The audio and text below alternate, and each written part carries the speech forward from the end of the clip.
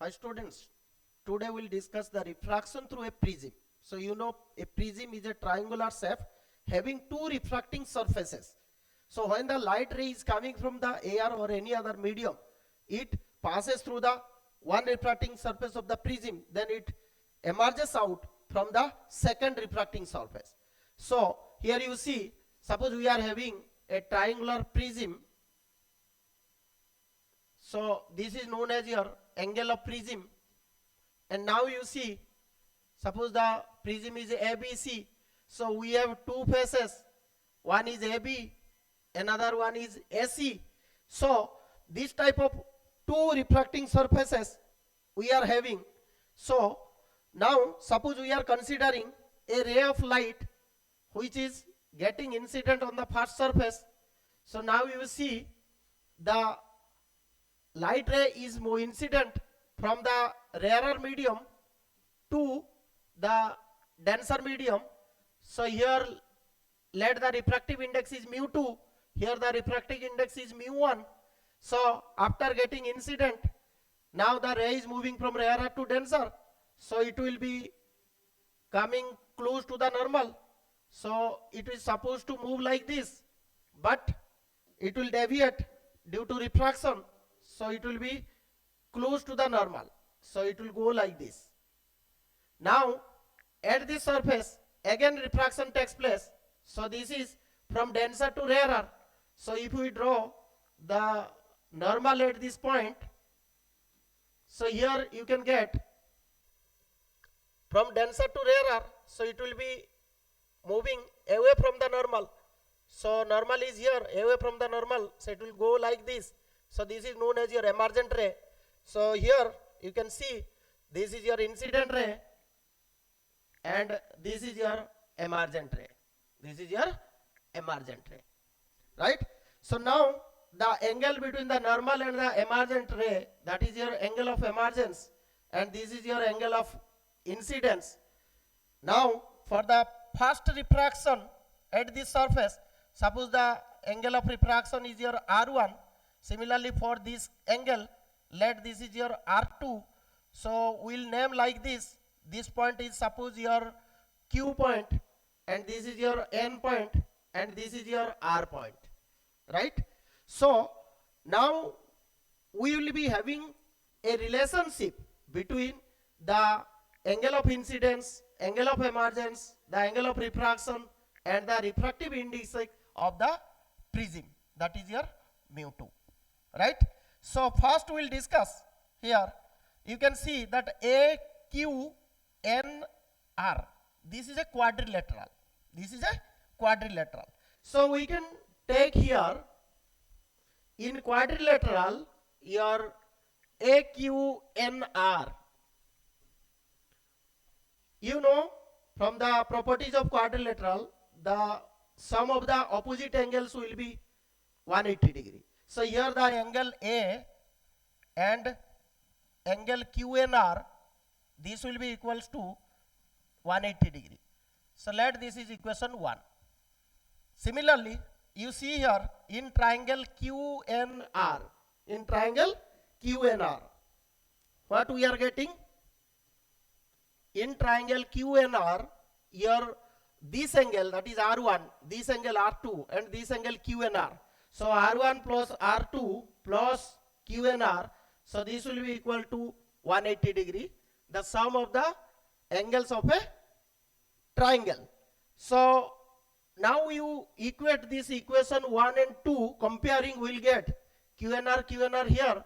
So we will be getting here value of A is equal to R1 plus R2. Let this is equation 3, right? Here A is equal to R1 plus R2. Similarly, if you see here this angle I, so this will be equal to R1 plus this angle, R1 plus this angle, right? Similarly here you can see this E angle will be equal to R2 plus this angle. Now if we extend this line, so you can see originally the ray was going in this direction, but after refraction the light ray emerges out from this. So this angle is known as your angle of deviation. this angle is known as your angle of deviation, right? So now you see this angle is I minus R1 and this angle is your I minus, that is E minus R2. So if I consider this triangle, then this delta or the angle of deviation is the exterior angle. So here I can say, you name this one as P. So in triangle PQR,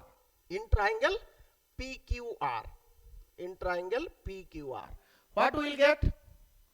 We will be getting your angle, this delta will be equal to this angle plus this angle. So that means delta equals to I, that is minus R1, plus this will be E minus R2. So here I can take I plus E minus, this will be R1 plus R2. So here I can write I plus E minus, from equation 3 we can get R1 plus R2 is equal to A. So finally we get here delta is equal to I plus E minus A. Let this is equation 4. Right?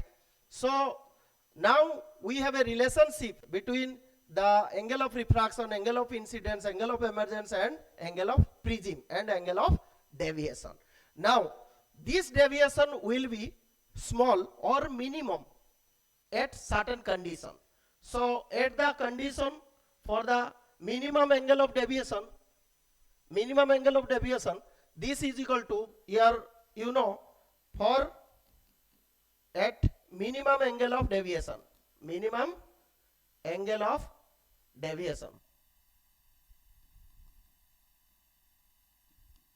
what are the conditions? Here delta will be equal to delta M, right? Delta will be delta M. Here R1 will be equal to R2. Let this is your R. And similarly, your I will be equal to E.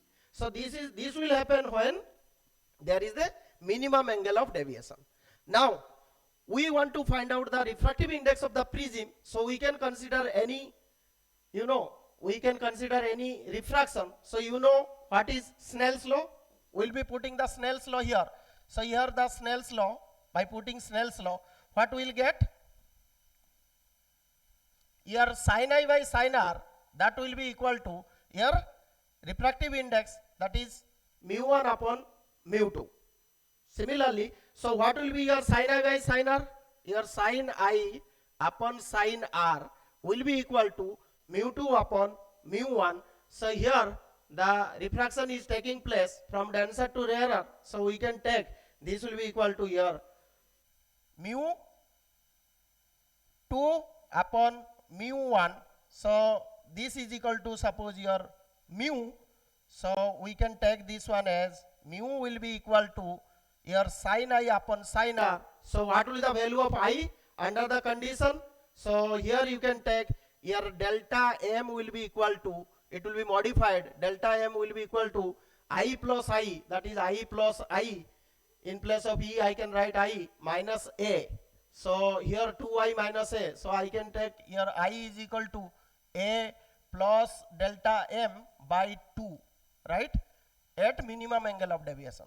Similarly, we can find out the value here at minimum angle of deviation. R1, R2 are same. So here A is equal to 2R.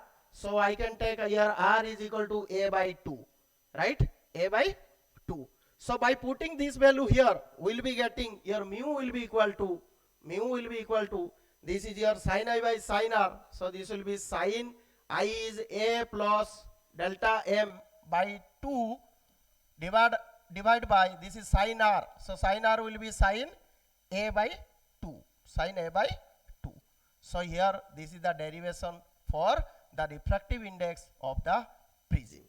So I think it is clear to you. So it is a very simple derivation, and you have to put the Snell's law, and you have to consider the refraction at the two surfaces, right? So final derivation is your mu will be equal to the sin A plus delta M by 2 by sin A by 2.